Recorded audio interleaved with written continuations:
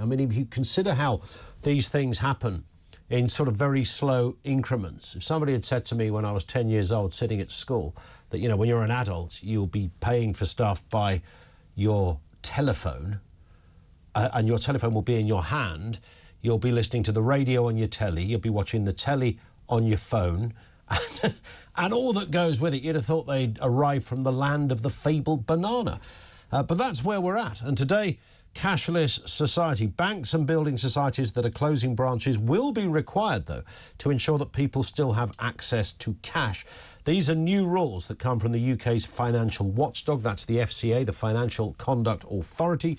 They announced these plans will take effect from September the 18th. They will not stop the closure of bank branches, though. It's just that branches need to ensure people can still access cash, which I assume if you're going to close your local Barclays or Santander, the head honchos at the banks have a little look around and go, well, don't worry, the Shell petrol station's got a cash machine in it, so everything's fine. But it does throw up the inevitable question. Remember, 6,000 bank branches have closed since 2015. That is the direction of travel. We are heading in that way. It forces the obvious question, do we actually need cash? And if we do, for how long do we actually need cash? Is a cashless society just a matter of time? Now, think about it. I said this with Julia a second ago. How enjoyable is it to go out knowing you only need one single card in your pocket, or just your phone, or maybe even your watch? So other than a romantic link to cash, serious question is, are there good, solid, tangible reasons that we should retain the folding stuff? 0344 499 1000. I get that some people just like it. I understand that for some it's a convenience, and I know that the kind of housekeeping thing that back in the day, I mean, my mum had a tin which was the housekeeping money. My dad would come home on a weekly basis and give her some money. Well, he'd give her all the money, and there wasn't a lot of it, and she would divvy it out on the table. That's the rent money, that's the bills.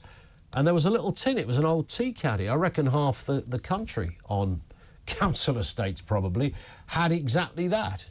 And then she would, once in a while have to go to the housekeeping tin for something more pressing.